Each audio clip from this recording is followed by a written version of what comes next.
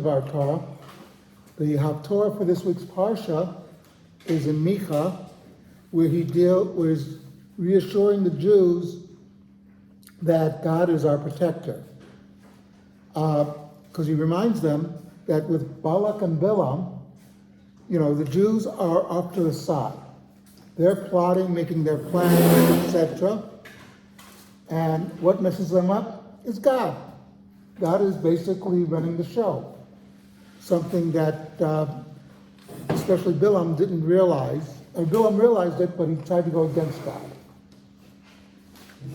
This is a lesson for us that, we should be prepared. It says, one of our constant refrains is, Hashem oz lamod pen, Hashem avarech damo v'shalom. God will give us strength, and then He will help us make peace. Because unless you're strong, other people will not make peace with you. They have to realize that you are the strong person. And not just strong physically, but spiritually as well. And God in Micah points out that what He really wants is for us to be an ethical and moral society. Because, as many people know, if the society is rotten inside, then its enemies will say, oh, it's easy pickings. There's a famous Rashi in Deuteronomy that talks about a reminder of Amalek. But before it gets to Amalek, the Torah talks about having accurate rates and measures, being honest in business. And Rashi points out that's not an accident. It's not an accident that the being honest in business precedes the mitzvah of Amalek.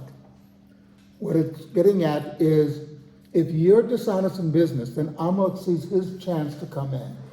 You're messing up society, and therefore you're making yourself weak.